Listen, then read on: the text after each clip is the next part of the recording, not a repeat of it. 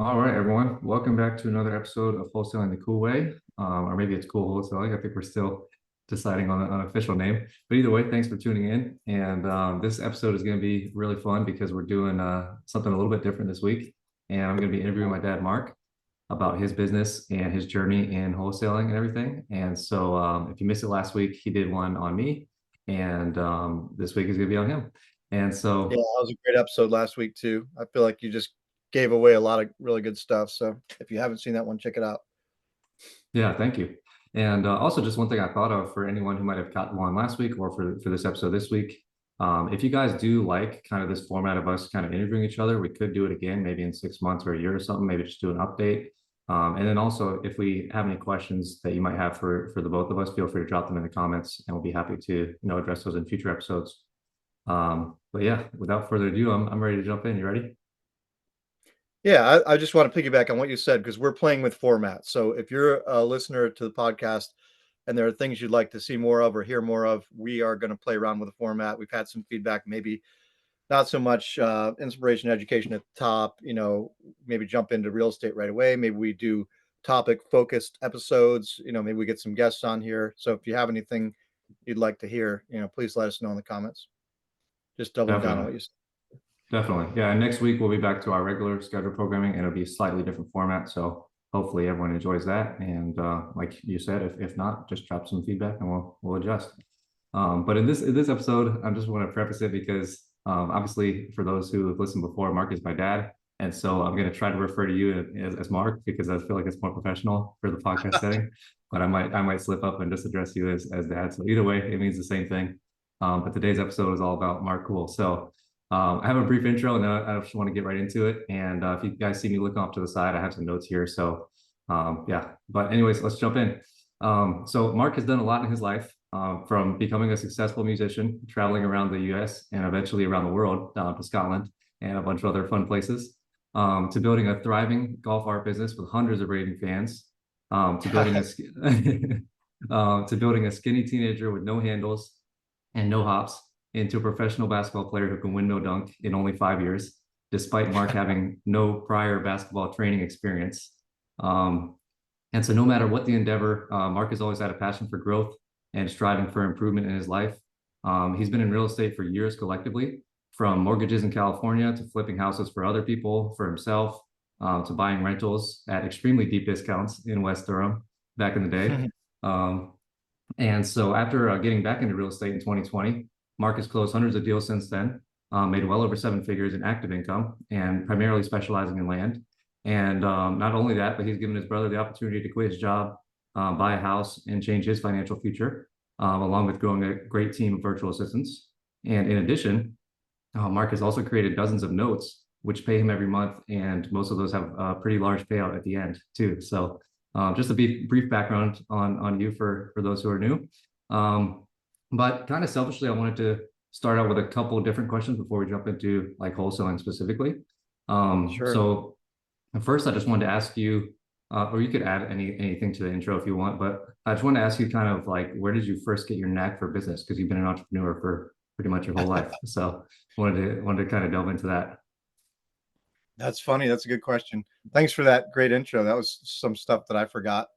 And as far as the basketball part of the intro, that was all you. I was just your support. So just gonna, for the record. um, but thanks for that. So as far as business, God, that's a good question, and I don't know. Um,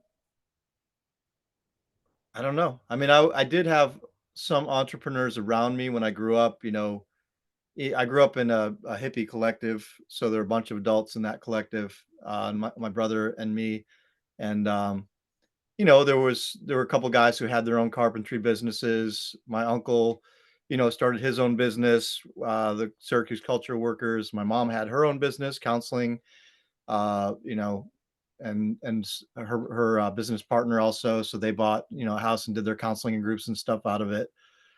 So there was a lot of that. And I think Jasper, in our history, we have some.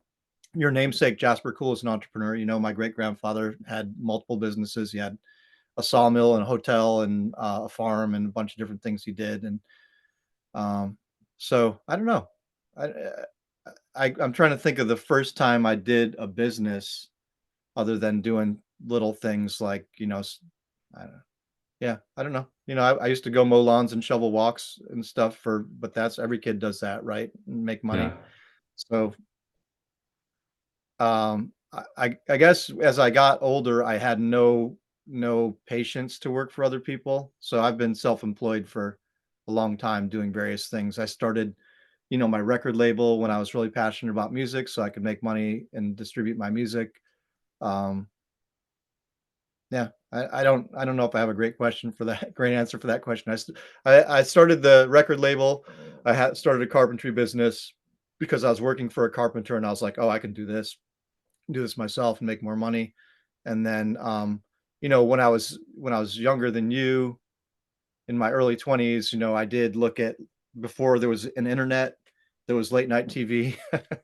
And on late night TV, there would be guys on there selling you programs like, hey, buy a house with no money down, that kind of stuff. So, like, I remember buying one of those programs from late night TV and going through it. It was David D'Angelo, I think, was that guy. And then my buddy and I bought we house hacked our first duplex, and I was 23 then. So, and then I did have a mail order business too so I guess, I don't know. I've just always wanted to do something that's independent, that where I'm in charge and I'm not dependent on somebody else to make my money or to tell me how things should be done. Yeah. I don't know if that's a good answer or just a rambling bunch of bunch of thoughts. No, But I love it. I love it. Definitely. What would you say was your first business that kind of gave you that taste of success? Was it the record label? Was it your remodeling business? Was it something else? um Yeah, I don't know. I mean, it's weird. I did this really weird business that might not even be legal, but I was very young, and I was like, this is before the internet, so I was looking in some penny saver or some newspaper or something that was like, make money from home, mail order business, and it was basically a pyramid scheme, right? So it was like you place an ad in the paper, you say make money from home, mail order business, and then send me $10, and then you send somebody $10 and they give you a list and they're like, send the next person down the list $10, and it just snowballs. And like every person who buys it from you and sends it to somebody else, then you move towards the top of the list and you keep making money. And I was just like getting checks in the mail for $10, from people. That's cool. But and then I was like, is this legal? I don't know, but it was like a pyramid scheme. But I don't know. I was just trying it because it seemed like it made sense. But I would just go to my mailbox and have a few checks for $10. And this is like, That's I mean, I'm cool. 58 years old, so I was like 20 years old. So it's 38 years ago. So that's probably like getting 20 or $25 in the mail Mhm. now. So, I just have a few hundred extra dollars a month. That was weird. Record label thing was kind of fun because, yeah, I was selling records and I got on CD Baby, Derek Sivers' site. And I was making money there. And yeah, I mean, I don't know if that was a huge money making endeavor, but I set up an LLC and I copyrighted my songs and I did all that stuff. So that was Mhm. good. The house hacking thing was really good because, we bought the house and we had our tenants paying, 75% of the mortgage. And then we sold it for a profit and I moved to California. So that was a nice experience of, a Yeah. business thing going well and a real estate thing going well. So those are some examples. Oh, that's awesome. And I know you've been in real estate. I didn't know about the house hacking thing, but you've been in real estate for a long time. So what was it that initially drew you to get into real estate? Like for that initial house hack and then doing later rentals and flips yourself? Like what drew you to get into that even at a young age, like 23 years old, like you said? I think it was the aspect of the potential for large income, right? Like, I mean, I had big dreams just like you. I wanted to be a musician when I was young, and um, so then like creating the financial freedom to just be able to play my music and not have to depend on the music to make money seemed like a good idea. You know, I I wanted to be wealthy. I grew up fairly poor. We didn't have a ton of money when I was a kid, and um, so I wanted to make more money than I grew up with, and I wanted Mhm. to get outside of that, and so real estate seemed like a good way to do that. And like I said, like the late night program, that was like that's what you would see on YouTube and everything now, but there was no YouTube, there was no internet. It was just like, oh, it's midnight and I'm watching TV and this guy comes on. Hey, I can teach you how to you know, make money in real estate with no money down. And so it's like, oh, cool. Let me check that out. And then when I went to LA after we sold that house, I signed up with like a guru, but again, it was like something in the back of a penny saver or a newspaper, like, hey, learn how to make money in real estate. And then my buddy and I went to his seminar, and like he had a room full of whatever 30 people, and he teaches you his secrets, about real estate. And then there's a lunch break, and he's like, oh, if anybody's really serious, then it's going to take you're going to have to drop $500, and then we're going to do the second version. And I did it, because I wanted to make money, and I dropped $500, and then he basically taught us how to place ads in penny savers and newspapers because there was no internet at the time. And then we buy houses for cash, that kind of thing. So I guess it was an early form of wholesaling. I don't know, but so then I placed my ads and I got my first guy and I went to his house and I got him to agree to sell me his house for a price, that was below market value. And I went to my guru, my mentor, and he had this deal where he was like, okay, well, the way we do these deals is when you bring us a deal, you can either have $1,000 upfront or you can have 10% of the deal after we close it. Right. And so he calls me in his office and he's like, hey, this looks like a pretty good deal. What do you think you'd do on this one? Would you do the 1,000 up front or the 10% afterward? And I was like, oh, absolutely, the 10% later, because it's a lot more money. He's Yeah. like, okay, great. And that was all. And I was like, okay. And then I went to get the contract with the guy. You see what's coming, right? I went back to the seller and he's like, no, I just signed a contract for $1,000 more than your offer was. And I hadn't signed a contract with the guy because I didn't know how to sign a contract, because I was learning how to do the whole thing from this guru. So basically the guru burned me. He took my $500 and then he took my first deal. And so then I was like, oh, that sucks. But I don't know what the point of that was, but it was my early experience. Yeah. And $500 was a lot of money back, that was like 1990 or something like that. Right. So it's probably like dropping $1,000 to learn from this guy. Yeah. Uh, so I guess I never told you that story, but yeah, that was one of my first ones. And then after that, I got my license.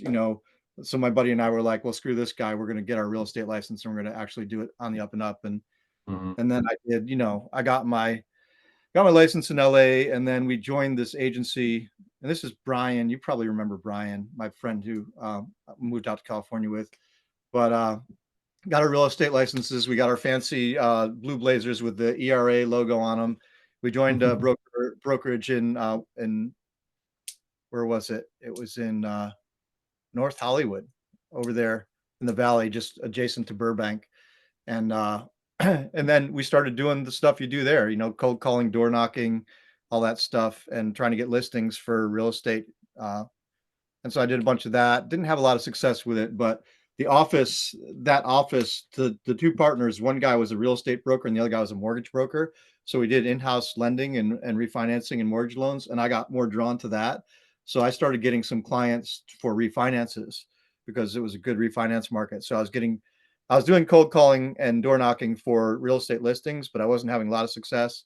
And then I started trying to do cold calling for people who wanted to refinance their mortgage. So I don't remember how I was getting lists, but I was getting lists of people, who had mortgages that might have come from my broker that had high interest rates. And I'd be like, hey, I can refinance you and drop your interest rate 2 points and it'll save you this much on your monthly payment, that kind of thing.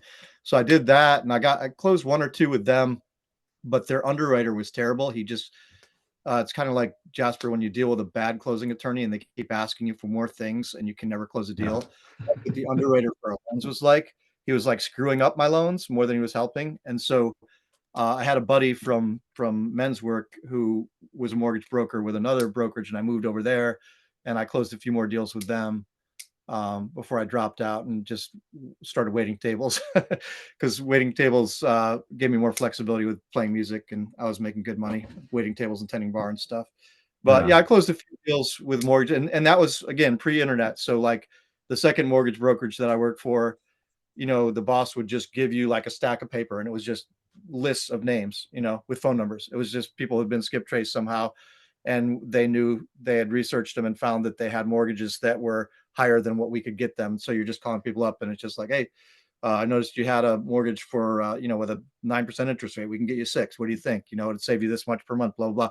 And you make 100 calls and you maybe get one lead, right? It's just like that kind of thing. So it was a drudge, and I did close some deals and make some commissions on it. But then I was like, well, trying to be a musician, and it's less skin off my back to just go wait tables or 10 bar and leave everything at the job and be able to play my guitar and do that stuff. Mhm. So anyway, that's maybe too much information about my real estate journey. No, I love But it. That's cool because I then, haven't then heard fast barely any forward of way this. ahead. We moved to North Carolina when you were a kid, and then I started doing it again. I started buying houses and flipping them a little bit and having Yeah. rentals a little bit. But yeah. No, that's awesome. Thank you for sharing that because I've never heard that. So that was really cool to hear the backstory. Do you remember what kind of age that was from? Like, I guess you moved out in your early 20s. Like, how long do you think you were doing that real estate? Like, whether it was with the guru, the license, or the mortgages, I like how only long did were you? that for probably like a year and a half, I would say. It wasn't long. Okay. Yeah, between buying the program and getting our first house hack, and we used that program and got that house below market, and then Hmm. it gave us a lower mortgage, and then our rent could pay, the rent for it was a 2-unit duplex up and down, and Yeah. and then we made profit because we had bought it at a discount. We only had it for like a year or so, and then sold it and made some money, and that money funded us going out to LA. But yeah, so it Yeah. was only like probably a year and a half to 2 years that I was doing that in my early mid 20s. I think I bought the house hack was I was 23, and I think I was moved out to LA when I was 25, 24, 25. So probably the years like 23 to 25, 26. And Hmm. then I met your mom, Yeah. and everything changed. But I was playing music and tending bar when I met your mom. Awesome. Yeah. And then we fast forward, moved to North Carolina, what, maybe like 5, 10 years later after you first kind of did that first real estate thing. Yeah, Carolina was 2001.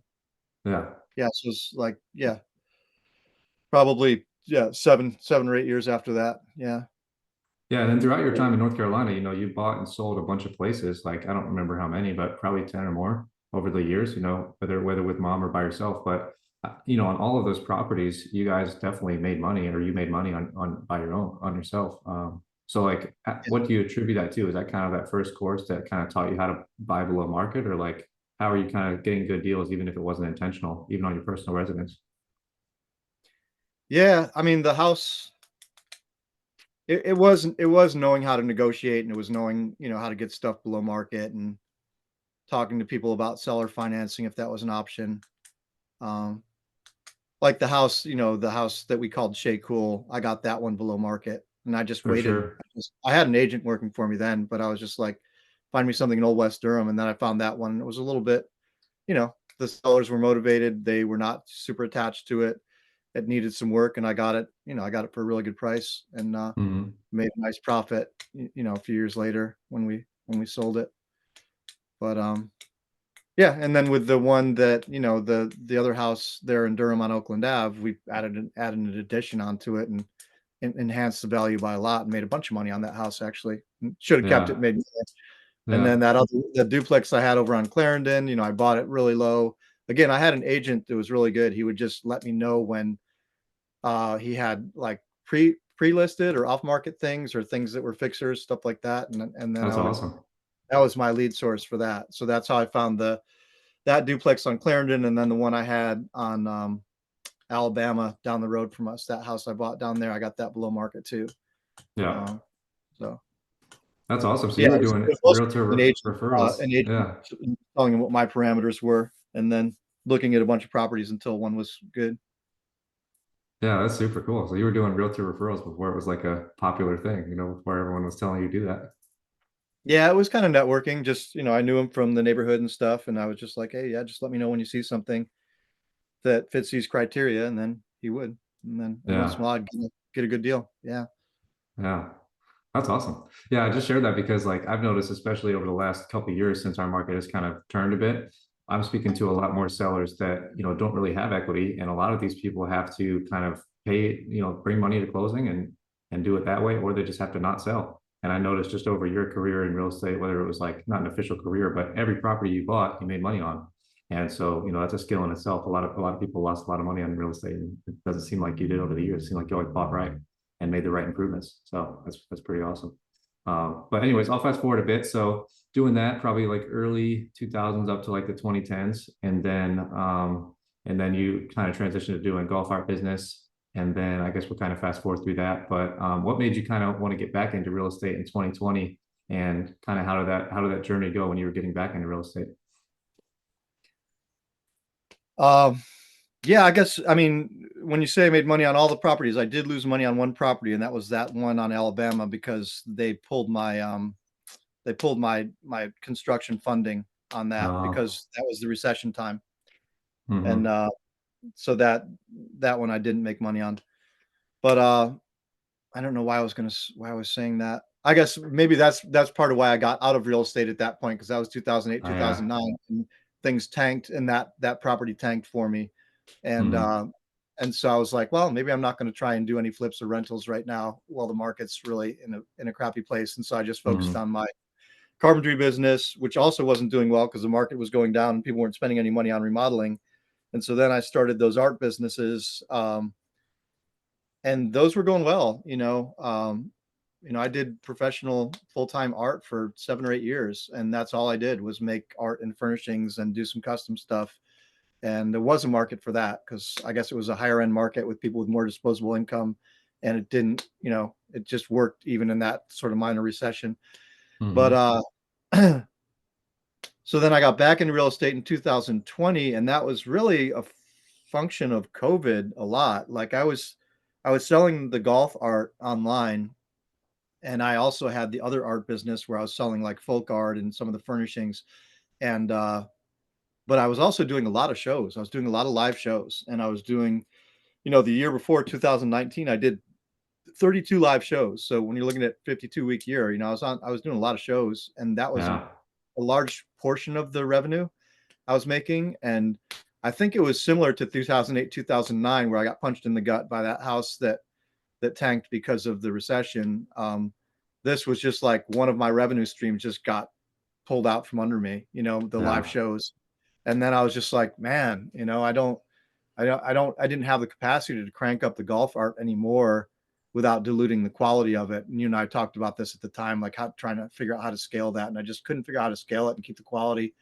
So I was like, I want to make more money. I'm tired of doing this, this art thing. And like, I wasn't really banking a lot of money. I was just paying my bills, and, so that's when real estate came back to me. And I was just like, yeah, I need to do something that's got more of a financial upside. And I'm also in my 50s now. Like, I need to be thinking about retirement. And so that was it. Really, that was my motivation, is like, well, I've done real estate before, and now Jasper's doing it, and he seems to be happy and doing well with it. And maybe it's time for me to revisit it. And that's why I jumped back in. I mean, Yeah. like I said, shows got all the live art shows got shut down, right? So if I was doing 30 in 2019, I was doing zero in 2020, by the time COVID hit, because everybody was just like, we're not doing art shows. Nope, it's all done. Yeah. Gallery shows, all that stuff. So yeah. And do you know, is that Instagram or website still up? Like, obviously people can't purchase, but just in case anyone wanted to check it out, could we shout out Yeah, your old I left properties? those Instagrams up. So I have one that's the golf artist, and there's one that's markcool.art. And so Hmm. that's the markcool.art is the folk art, it started off as reclaimed wood furnishings and stuff, and then it became reclaimed wood found object folk art. And then the golf artist thing really did very well. Like, Jasper, that was a part-time job for you for a while, shipping those things Yeah. out. Uh, um, but yeah, that thing cranked for a while, and I did really well on Etsy, and then yeah, some live shows too. So yeah, those are still up. Yeah. That's awesome. Well, yeah, anyone who is interested, definitely check those out on Instagram because there were some really cool art pieces. And like I shared in the intro, he built like hundreds of raving fans to the point where he would gradually raise his prices and people would just keep buying and keep buying and keep buying. And he would not only that, but he would get custom requests from people left and right. Even after he shut down like the furnishing part of the business, he would still be getting requests from people like, can you please build me like a custom headboard or a custom bed frame or like stuff like that. So it was really, and then also, the shows that you talked about, a lot of those were like they were using you, I think, as one of the big names like to draw people in. because you had that sort of following back then. So it was really cool, to see what you built with that. And it was also fun to ship them out and see like some of them were going like, I don't know, Netherlands sometimes, like just all over the place. So it was Yeah. pretty cool to see the reach Thousands of those things went out. Yeah.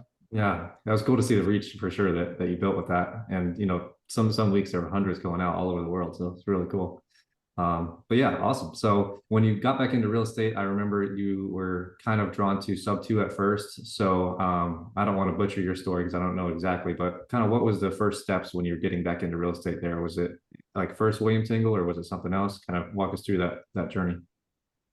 Yeah, that's a good question, and I was thinking about that this morning, but I didn't do a deep dive on trying to remember which order I was in. But I knew I wanted to get back into real estate, and then I started looking around at what I wanted to do, and I was attracted to subject to a lot, and I did study with William Tingle and joined his mastermind. I studied Pace Morby's material and did a couple of sessions with him, and I learned a lot about subject to, and I still love that. And we do have some subject twos in our business right now that are active, making us money. That's not what this podcast is about. There's a wholesaling podcast, so I don't want to go too far into that. But I think I did my first sub two deal then in 2020, that Mm-hmm. one over in Durham, and that was fun. I just locked that down pretty easily and pretty quickly once I learned how to do sub two. I just reached out to the seller. I actually had to track him down and do some stuff. I think I remember telling you I went to the house and I bumped into his son in the driveway, and his son was a basketball player and he played in same division you had played in. So I talked to him about basketball. And I was like, well, tell your dad to get in touch with me because I'd really be interested in doing a deal with him on this. And then we ended up doing a deal on that house and made a good chunk of money on it. And that was a nice intro to getting back into real estate, of like learning sub two and then getting a deal, proof of concept, as you said in the last episode, Jasper, like, oh, I can do this and I can make a lot of money doing this. But then for some reason, I also at the same time looked at land a little bit, and I bought Jack Bosch's program. I guess it's like when you're first getting back in or getting in, you look at a couple different options, and I was like, oh, this land thing seems cool. And I think when I started land in 2020, it wasn't as flooded as it is now, and there weren't as many gurus teaching about land as there are now. It was kind of just Jack Bosch really out there teaching Yeah. about it. And so I bought his program and I went through the whole program, and I was like, oh, I can do this. And it had the land investing assignment deals, but it also had the owner financing piece of it. And so when I was looking back at my 2021, like nearly half of the deals that I did in 2021 were owner finance deals on land. And 4 or 5 of those are still active. Like from 2021, they're still paying me. Mm-hmm. So that's kind of cool. A couple of them, they've paid off the deal. But yeah, so did that answer the question? Excuse me. Yeah, I think so. Yeah, I just want to rewind, a little bit to go back to that first deal because I remember you shared a bunch of stories with me, and that was a really cool like deal story. I think you might have even gotten part of the deposit from the buyer in like cash or something, but I don't remember exactly. But can Oh, you the kind of subject to, yeah, yeah, can the you subject to, like I said, this is a wholesaling podcast. We don't want to go too far into that, but actually, I was interviewed by William Tingle on his podcast about that first deal because he was so stoked that I like started studying with him and then got a deal really fast, and hmm I had no idea what I was doing. It was the whole idea of ready, fire, aim, because I just went out there and did massive action and had no idea what I was doing. Really, I had an inkling of what I was doing, but I was making that whole deal up as I went along. So I guess this yeah. does translate to wholesaling. It's just like ready, fire, aim is a valid thing. Like get out there and start taking massive action, and good things will happen. It's similar to you describing your first deal last time, Jasper. Was like, actually, I found that through, God, who did I find? I found that on Craigslist. It was up on Craigslist, and another wholesaler posted it. And I tried to hmm get in touch with them, and they were really hard to get in touch with. They were trying to wholesale this deal. And then finally, I got in touch with them, but they were very weird. And so I was like, okay, they're not really communicating with me. I don't know what's going on. And so I'm just going to try and find the seller. So I found the seller. I reached out to him. I think I talked to him, and he said, yeah, I just want to be done with this thing. I just went out from under it. He was in distress. It was pre-foreclosure. And his ex-wife had basically stayed in the house and not paid the mortgage for a long time and put him in a really rough spot. And he was a good guy. And so then I think what happened is the wholesalers' contract had run out, but they wouldn't tell me that on the phone. They still were trying to get like a piece of the action, even though the contract had hmm expired. And so finally, I was just like, I'm just dealing with the seller because he's straight up and he's dealing with me. And so, I went to his house and I signed a contract with him, and no idea what I was doing because this is subject to. And so with subject to, when they give you a package for subject to, when you take a course or a program, it's like 10 pages of stuff. It's, this disclosure, that disclosure, this blah, blah, blah, and the power of attorney and da, da, da. And so I just pared it down and I was like, what are the 4 documents here that I need? There's a power of attorney and an authorization to release information and a contract. And I took those and got them done. I was like, anything else I need to do, I'll do later. And I just Yeah. went and I sat at this guy's table with him and we signed a contract, and he basically gave me the house for zero. All he wanted out of it was to not have it on his record. He didn't want to Hmm. fuck up his credit. He's a veteran. It was a VA loan, and he's a postal service worker. So just a really cool guy. Anyway, so I was just like, yeah, I'll get this done for you. And I had no idea how I was going to get it done. And it had it had arrears of 17 or 20,000 or something like that on it. So, and I had no money at the time. I had no extra money. I'd been doing art But just businesses that had just shut down by just real COVID. So quick, can you I explain had just real quick what the arrears mean, just for people who may not know? Oh, so the payments had not been made on this mortgage for quite some time. Like if the payment was $1,000 a month, it hadn't been paid for 15 or 17 months or something like that. So they had the late payments that were in arrears, which means backed up, and then they had, late fees piled on top of that, and attorney fees mixed in and whatever else. And I don't know the numbers. I don't have this in front of me, but it was whatever it was, 17 or $20,000. I don't know.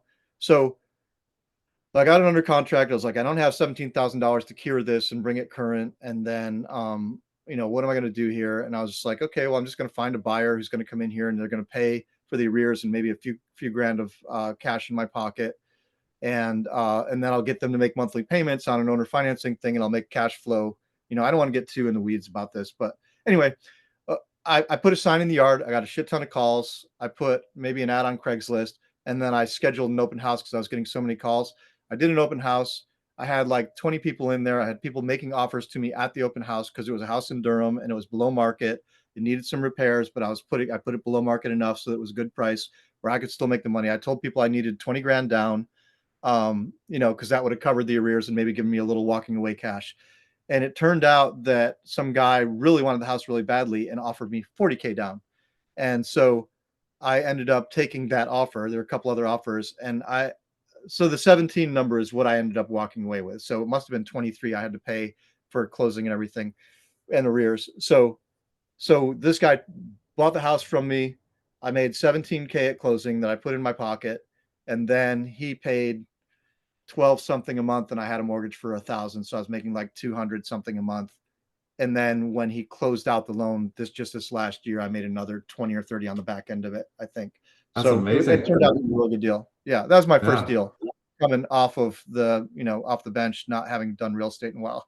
So that was that's pretty a good. home run first deal. That's great.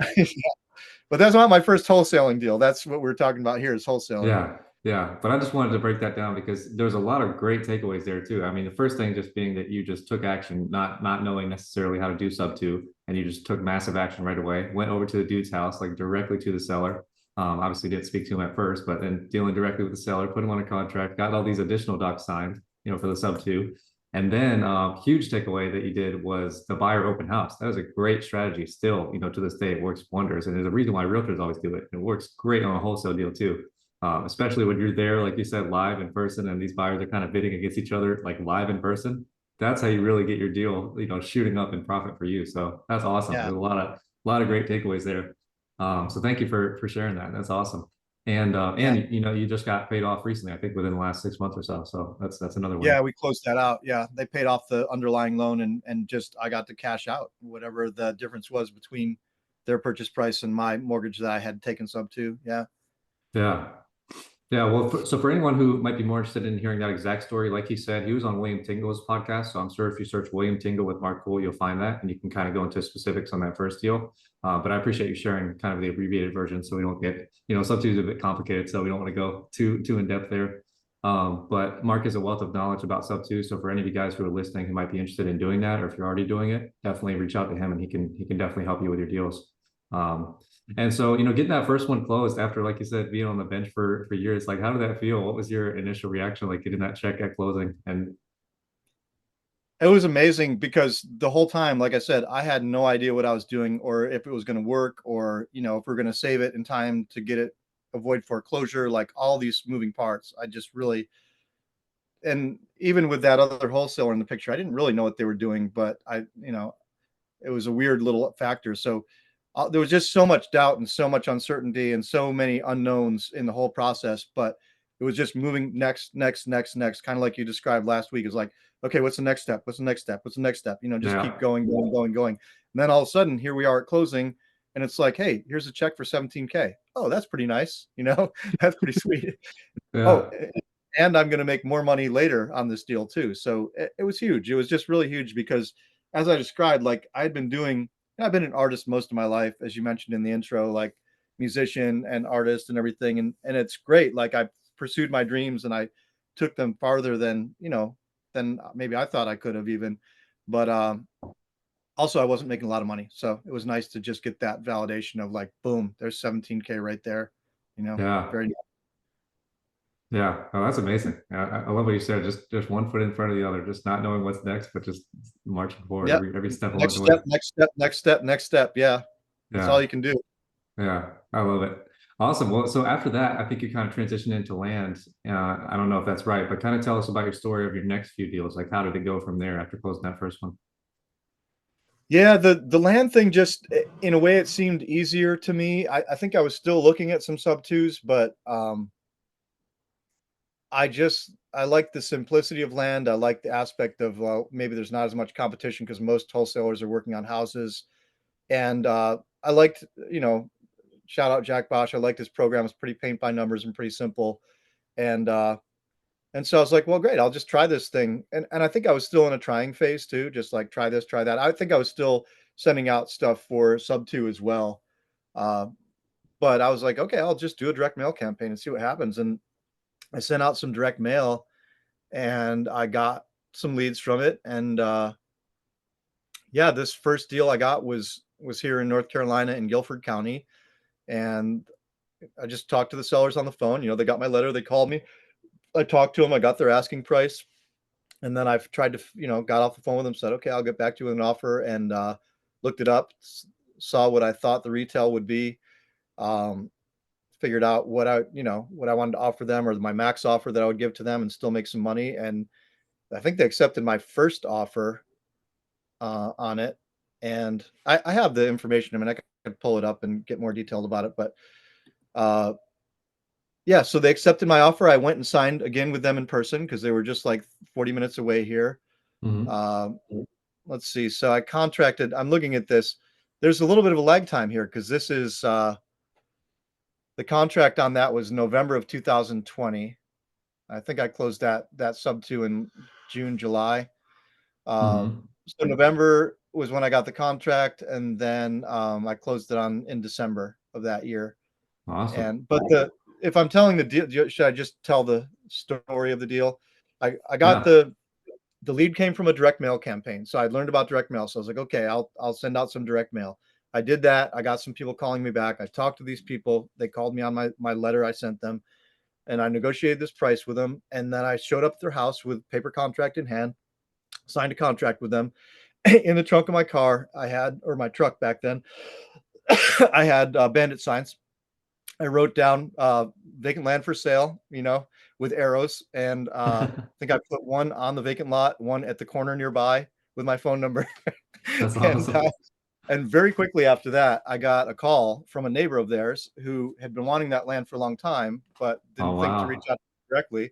And so he wanted to buy it from me. And I was like, holy cow, what do I do? Because I hadn't done a wholesaling deal before. Hmm. And actually, I got that other contract first before this. Remember the one in Durham on the house, but I didn't Hmm. couldn't sell that one. But this would have been my second contract that I got wholesaling. First one was the house. So I'd been trying sub two, wholesaling houses, wholesaling land, whatever. I think the house one came from like a Craigslist ad maybe. But so anyway, this guy wanted to buy it, and so I was like, okay. And it was the same thing. It was very scary. I didn't really know what I was doing. I hadn't really done this other than the sub two, right? So, and I hadn't done a wholesale deal before. It's my first wholesale. Would have been my first, closing. And so I got printed out my contracts for the buyer. I was going to meet him at his house.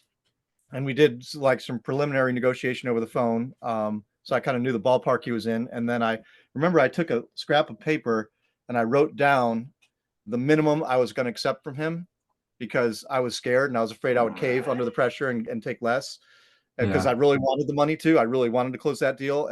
So it's kind of like what you were talking about when you take offers too fast. So I was like, this is the Mhm. least I'm going to take for this property. I wrote it down on a piece of paper. I put it in my pocket just so I could pull it out and look at it if I was feeling under pressure.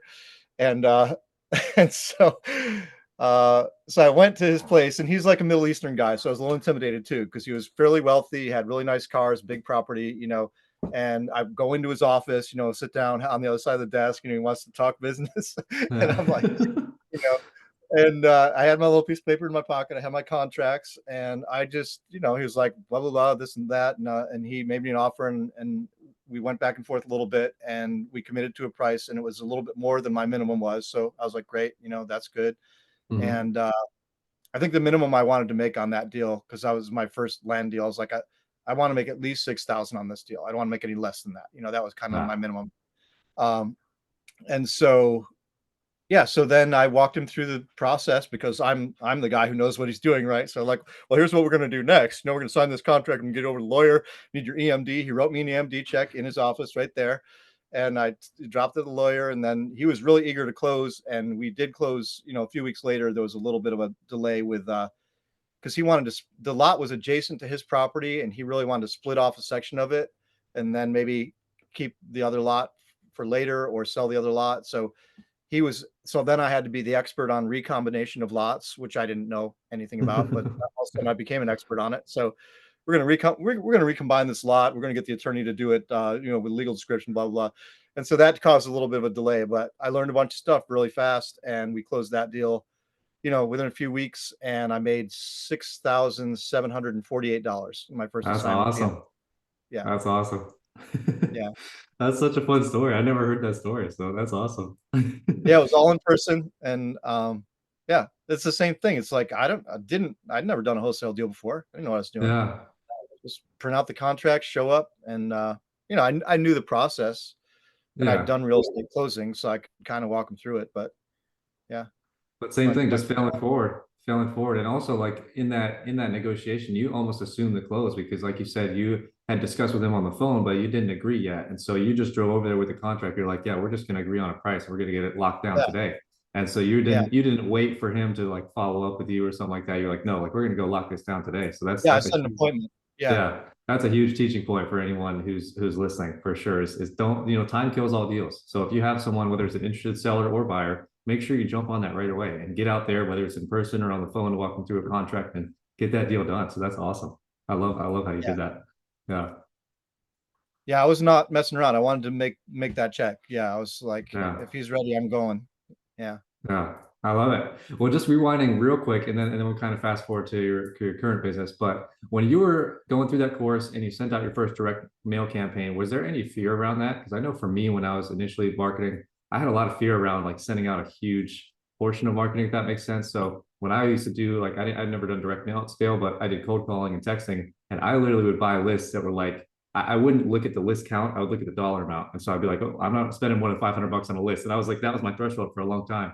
And so just curious about like your first direct mail campaign. Was there any of that fear when you were kind of sending this out into the abyss? Like you don't know what's going to happen? Like kind of walk us through your first campaign there. Yeah, absolutely. I was looking at this morning because I knew we were going to talk about this. So, uh, and I did exactly what you're talking about. I was like, I'm only spending this much money. I need proof of concept. I'm not going to spend too much. So I'm looking at my chart because I kept things on a spreadsheet. My first land campaign, I did in three segments, 10, the 14th, the 28th, so I spanned it by 2 weeks every drop. And I did, looks like there's probably a dollar amount that I was spending because yeah, three, 6, 7. It looks like I spent $800 or $850 is what I spent. Yeah. And it broke it into three drops, so it dropped 583 pieces, 583 pieces, 324 pieces. And that was spaced out every 2 weeks so I could manage whatever lead flow came in. And it was like Hmm. $850, and that felt like a big risk. It's like, oh man, I'm going to spend $850 on this. I hope it works. Yep. Yeah. And so then I'm looking at the numbers because this is my little spreadsheet. And let's see, I had 23 leads from the first drop, 14 leads from the Wow, next drop, and 0 from the third drop. So I made that's 30 great. offers out of this, and I ended up getting a total of 10 contracts and Wow. sold 7. Yeah. So I mean that spans out over a long period of time. I don't think the sheet's totally up Yeah. to date. But anyway, That's amazing though. Get 10 contracts from 850 bucks. That's a great return. That's amazing. yeah. Even if you only close half, that's amazing. Just off of your first deal, you mentioned, I think you said 6,700 or something. So that's like a Yeah. 9x return right there, just off of your initial spend. That's amazing. Yeah, and then yeah, we closed more deals than that. I just don't Yeah. don't think this sheet got fully updated, so I'm not going to give all the No, that's numbers off. okay. That's okay. Yeah, I was just curious to see like if you did kind of feel that fear and kind of just wanted to test the waters first, because I know that's how it felt for me. So that's cool to Yeah, hear. absolutely. Yeah. And I think, and when I look at the pattern, I was very cautious for the first 6 months of like, okay, I'm going to send out a little bit more. I'm going to send out a little bit more. Because the thing was Yeah. like, I just gave you the aggregate of that campaign of like 10 contracts, but you don't get 10 contracts like that. You get an initial push with direct mail of people calling in, and then you get a few trickle later on, and then you get a few people months later, and then you're following up, following up, following up. So that, the 10 contracts that came in on that first, $850 spend probably didn't realize, get to 10 contracts for 6, 8, 9 months, a year, something Yeah. like that. Yeah, definitely. Well, that's awesome. And I think you scaled that up, like you said, gradually, but you scaled it up to be sending out like a pretty good volume of direct mail. Like you were sending out, what was kind of your peak before? I know you kind of backtracked a bit on direct mail, but what was kind of your peak what you were sending out on a monthly basis, maybe? Yeah. I was trying to see if I Or could pull that if up. you don't have it, that's fine. Maybe just a ballpark. Yeah. I mean, we were sending thousands for sure. Um, again, I can't read the sheet really well because it's old, but That's we okay. definitely oh, I'm looking at the wrong thing here. Let's see. So we sent yeah, 1400 the first one, 1400 the next campaign, and then yeah, another, and then they did ramp up into the thousands. Yep. And then there was like 3000, then it was 4000. So we probably ramped up, and we were probably doing like 4 to, I don't know, 4 to 6000 per month pieces in the heyday, I would guess. Hmm. And that's a good chunk of change to spend because you're spending 60 to 70 cents per piece. So, you're spending 3 or 4, $5,000 at a clip. It Yeah. adds up, that's $50,000 a year in direct mail, roughly. But Yeah. like I said, it ramped up to that. In the beginning, it was like spend 850, spend 1,000, spend 1,500, spend another 1,500. It was like very gradual, and to really prove the concept, because Hmm. it trickles in and takes follow up time to really get results. Yeah. Yeah, and I think that's great advice overall. It's just to just kind of dip your toe and get that ROI first before you drop a lot of money. If you do have a lot of money to invest with, still start small. So I love that. But I know your first sub two deal and then your first land deal. And I don't know how many of those 10 contracts were all you, but I'm guessing it was all you. But It kind of was walk us all me. through, yeah. So kind of walk us through when was your first hire? What was your first hire? And then how did you kind of build the business from there after those first two deals in 2020? How did it kind of progress from there until now? Uh, 2020, it was all me. My brother Derek, I invited him to sort of check out what I was doing, and Jasper, you and I met him at one of the flip things that we were thinking about doing too. Hmm. But so he kind of started. I think he might have started helping a little bit at the end of 2020, and then more in 2021. Just started helping me out a little bit with some of the stuff. And I can't even remember exactly what he was helping with. I mean, we were sending out offers. Uh, I was doing all the follow up and the sales, so he was doing the other admin stuff that needed to be done, and yeah. Anyway, he started helping me in 2021 part time. He was working as a full Hmm. time chef for all of 2021. In 2021, I still had the golf art business going, so I wasn't working full time in real estate. 2021, we closed 15 deals, And I was working the golf art business part-time and the real estate investing business part-time. I kind of was winding that business down, but I had so much mail order stuff. I didn't have to be at shows, but I still had demand. And I Hmm. wasn't sure that real estate was going to work. So I was kind of keeping that iron in the fire as like, well, hey, this I can sell golf plaques every month and make money. So I was doing that, and we closed 15 deals in conjunction with me doing that. Derek working full time and doing some hours every week to support me, um, doing various tasks. But yeah, I was doing all the sales. I was doing all the ordering of the direct mail and all that stuff. And then so in 2021 it was all me with Derek part time, and then in 2022 in I think it was January or February, I hired my first person who was a VA that I hired through Upwork, and I hired her just to do some of the admin stuff because it was so tedious. We were doing a lot of stuff on paper. I Hmm. had like paper intake sheets. When I'd talk to somebody on the phone and they called, I'd write it on a piece of paper, and then we were doing spreadsheets on Google Sheets and entering data into Google Sheets and keeping track there, and then you're manually updating all the stuff and everything. So I just really hired her to like I did use like the Genius Scan app and scanned in all of my intake forms and a bunch of other stuff I had, notes for systems or protocols or whatever it was. And just had her organize that stuff digitally. And I hired her on a contract basis at first. I was like, I don't know if I'm gonna be able to afford this. I'm just gonna pay her, Hmm. a little bit of money to just organize this first batch of stuff. And then she did well. And I was like, okay, well, could you do this? And then I was like, okay, well, we probably have enough admin stuff for her to work like permanent part time. And so then we had her come and work permanent part time. And then by the end of 2021, is that where we are? 2020. Yeah, by the end of Yeah. 2020, no, It was 2022. 2022. He was Yeah. doing that 2022, and as around that same time, I hired somebody to do some of the intake phone call, stuff, and that's the woman who's currently our lead manager and still with us 3 years later. But she came in with a customer service background and no real estate background, and so I trained her on intake calls first, and then I trained her on analysis, property analysis. So I did a lot of training on intake and property analysis, and then I was still doing the closing. And then the first person that we brought in was now a permanent part-time, and then she transitioned to permanent full-time admin and sort of systems person.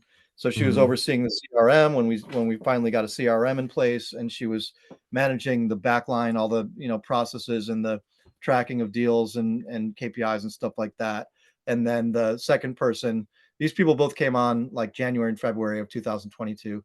Second person was doing intake, relating to sellers and getting the 4 pillars and all that stuff, and then also doing some analysis. And then I was doing the final analysis and then talking to the sellers and locking down contracts and all that stuff. And so then after that, those 2 people were the only 2 people that I brought on in 2022. And then Derek, my brother, was able to come on full time in the spring of 2022. Yeah, my dog wants to go outside and she's bugging me. Um, so yeah, so Derek, that was a big one too, is that Derek came on in like March of that year, and then he sort of took on the dispo a little bit more and helped me because prior to that I was doing all the dispo and all the selling. So he took on the dispo and started dealing with the buyers more. And then that's what we did for all of 2022 is we had the admin slash systems person, we had the intake person, acquisition support, and then Derek started doing more of disposition. And and then in 23, I brought on 23 is the year we started doing SMS. Up from 2020 all the way up until mid 2023, our only lead gen strategy was direct mail. And then we started to realize what I was sharing is that, like, wow, direct mail costs like 4K a month, and Uh-huh. the response rate's gone down. It's just getting really expensive. We're having to spend more to get the same number of leads. We're having to spend 5 or 6 to get the same leads. And that's a lot of money to spend every month when you're still growing a business. So then Hmm. we switched over to launch control for SMS. And that's when I hired an SMS guy, full time guy to do SMS. And then around that same time, well, actually, prior to him, we hired a dispo guy, a second dispo guy, because we needed help with, just dispoing the properties. We had quite a few properties. In 2022, we closed 23 deals, and then 23 we closed 48, and then last year we closed 44. So we were growing That's steadily. awesome. So Yeah, that's more anyway, than double. There you 23, I go. added the FMS guy and I added the dispositions, a second dispositions person. Yeah. And then in 2022 to 2023, you more than doubled in terms of deals done. Would you attribute that to SMS or just growing the team or both? What would you kind of attribute that to, the huge ramp up there? Um, yeah, I think SMS allowed us to do more leads, and then growing the team allowed us to do more deals as well. The Hmm. growth of team members, the person who was doing the intake and the analysis grew into being able to close deals, which was really big because then she could actually bring a seller all the way to contract. And then the person who was our systems person, I trained her to become more of a transaction coordination person. So that took that off my plate. So I didn't have to be managing that as well. So it was like growth of team members. And I think SMS did help because it was lower cost lead generation.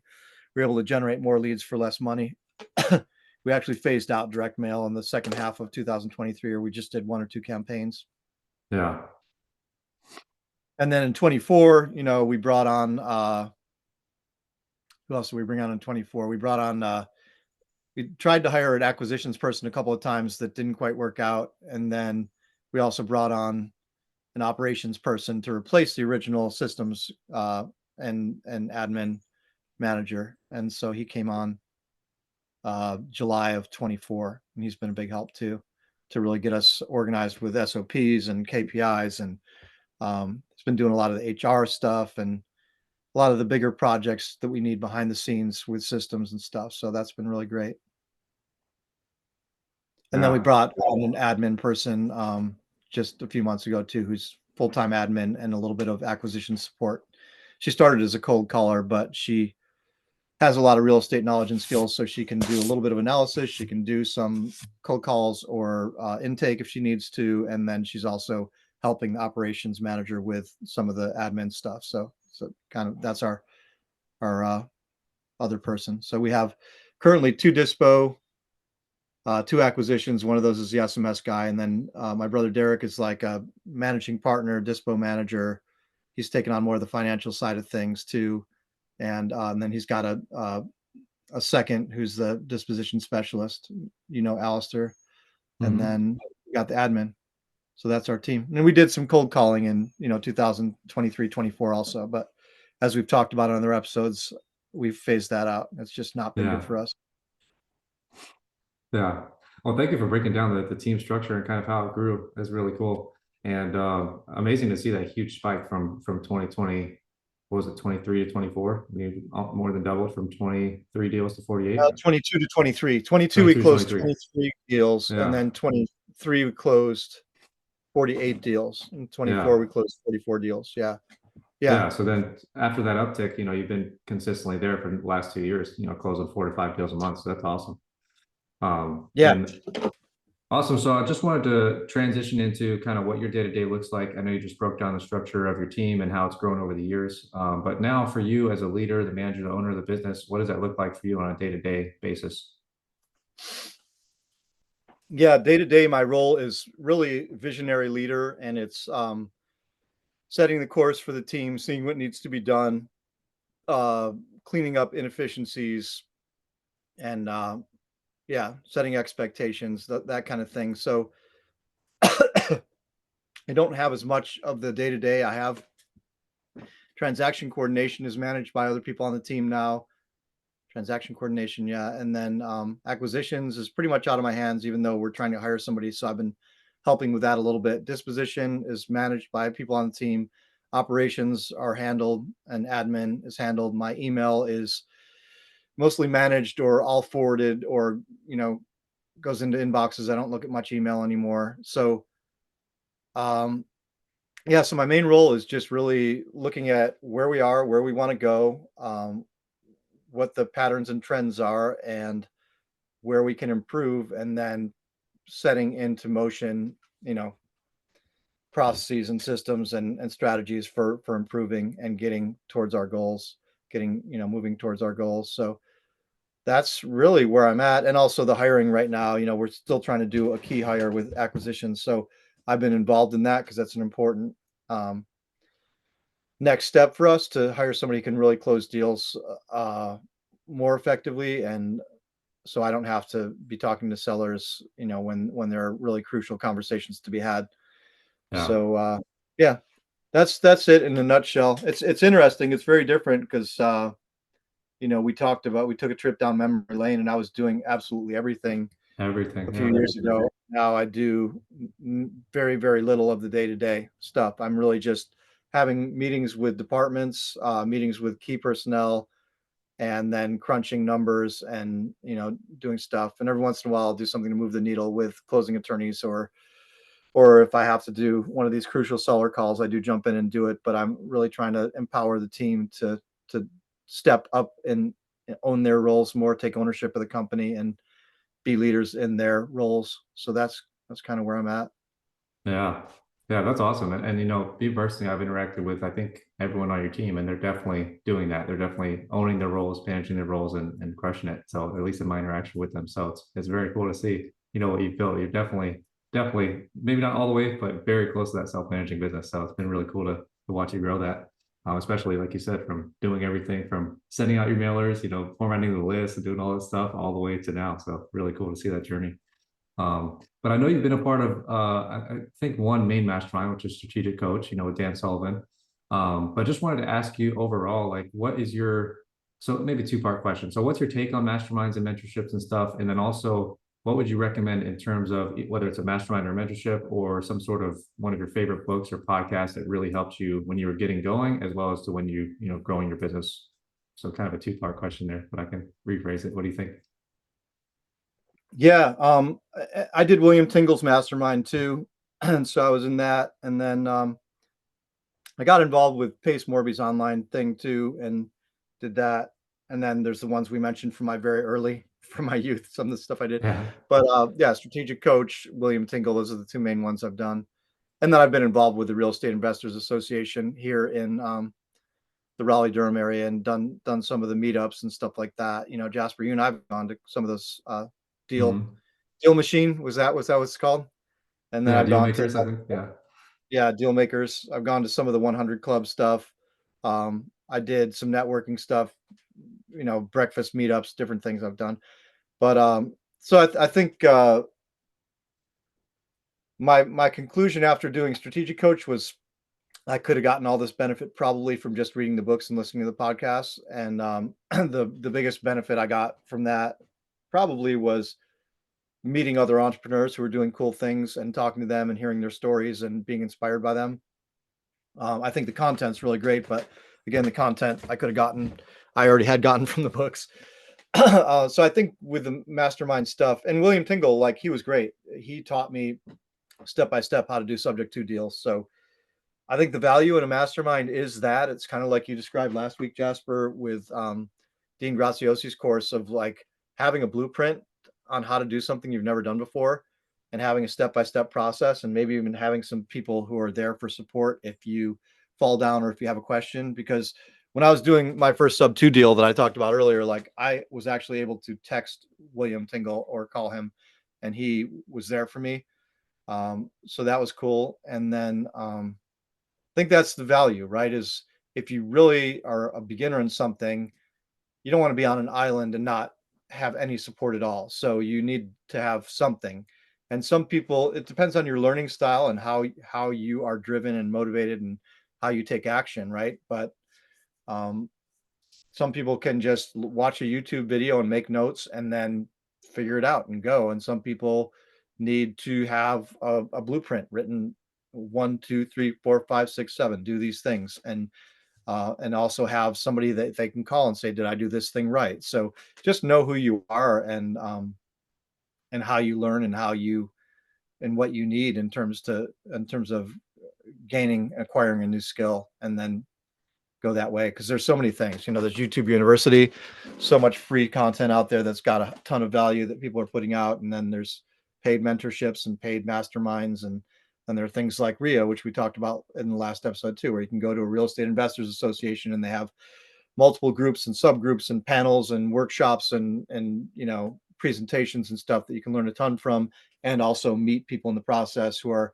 more experienced investors than you, or people in your same genre. If you're doing wholesaling, you meet other wholesalers, stuff like that. So there's great value in all of it. And it's just, I think it's on a case by case business basis, what you need.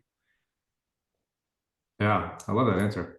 And also, too, I thought of this while you were sharing, but for anyone who might be local in North Carolina who's listening, Mark is going to speak upcoming. I'm not sure exactly when, but you're going to speak in an upcoming RIA on a land panel. So Oh that's yeah. super exciting. In So April, yeah, do we're you doing know the a panel. details? Do you want to shout out the details It's or? April 24th, RIA, and it's a panel on land and land use and stuff like that. There's like a builder, and I think there's a lender, and there's me, and there's another person. I can't remember who everyone's on the panel, but yeah, it's April 24th in Raleigh at the RIA. Yeah. So if you're in the area, definitely check it out. But that's just a testament to what you just shared, which is that, if you're in any big city or relatively close to any big city, your local RIA is going to have some great people like Mark and just people that are successfully doing the business, speaking there, probably monthly or at least quarterly at the very least.